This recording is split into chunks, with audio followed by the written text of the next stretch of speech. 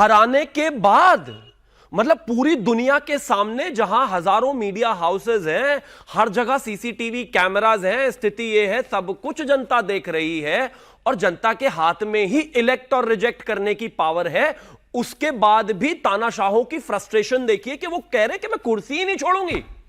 वो तो ये हाल है। तो यानी कि कुल मिलाकर मामला ये हुआ कि वो तो जो आम आदमी की जो छवि बनाने की कोशिश थी कहीं नहीं है भैया। वो तो कूट कूट कर इतनी सत्ता का, सेंट्रलाइजेशन का वो बना हुआ है जिसकी कोई हद नहीं है। मैं सिर्फ एक चीज कहना चाहता हूं, नेता जनता की वोट से है, वरना उसका कोई रेलेवेंस नहीं, उसका कोई लेना देना नहीं। अगर तो बंगाल ने कहा मुख्यमंत्री बनना है तो आप बनी, बंगाल ने 15 साल तक रखा, बंगाल कहता है कि आपको हटना है तो आपको हटना है। आप कितना भी परेशान रहिए, आप ममता बनर्जी हैं क्योंकि बंगालियों ने आपको मुख्यमंत्री ममता बनर्जी बनाया, इसके अलावा कुछ भी नहीं। ठीक है, लेकिन इनका कुर्सी से हटने का मन नहीं है। वो कह रही है मैं कुर्सी नहीं छोड़ूंगी, मैं इस्तीफा नहीं दूंगी। आप कुर्सी पे किससे बैठा रहे हैं तो क्लियर है ना।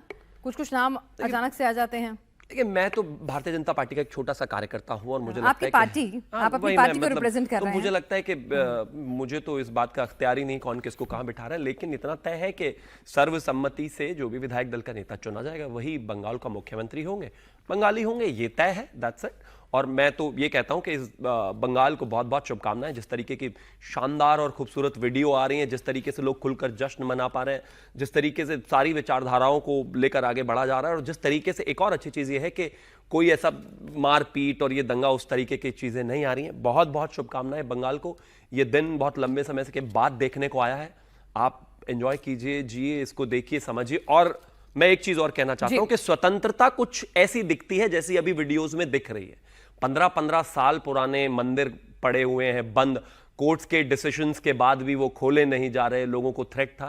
स्वतंत्रता ऐसी दिखती है और इसी वजह से ये भारत है और इसी वजह से इस तरह की धरती को ऐसे प्रणाम करना होता है। मैं कहता हूं बेहद शानदार। सबको बहुत बहुत शुभकामनाएं। चलिए, यहाँ पे पवन नारा जी ये बता दीजिए कि दीदी को तो इस्तीफा कबूल नहीं है, लेकिन बीजेपी को बंगाल को शुवेंदु कबूल है और ये वाली कुर्सी वो छोड़े ना छोड़े, उस कुर्सी पर उनके बैठने की तैयारियां पूरी हैं। बिल्कुल, आपको बता दें इस वक्त मैं बीजेपी के दफ्तर पर मौजूद हूं और यहां समर्थकों का तांता लगा हुआ है। स्टेट लीडरशिप के ज्यादातर नेता, चाहे वो दिलीप घोष हो, चाहे वो यहां बंगाल में बीजेपी के अध्यक्ष हो समीक भट्टाचार्य, यहां सुनील बंसल हो जो इस पूरी जीत के चाणक्य हैं, सब नेता पहुंच चुके हैं। लेकिन सब कैमरे आपको यहां कतार में दिखाई देंगे। ये निगाहें इस सड़क पर टिकी हुई हैं और यहीं से शुवेंदु अधिकारी का इंतजार किया जा रहा है। वक्त दिया जा रहा था कि शुवेंदु अधिकारी लगभग 3, साढ़े 3 तक पहुंचेंगे, लेकिन 4:45 बज गए हैं। शुवेंदु अधिकारी अभी तक यहां पहुंचे नहीं हैं।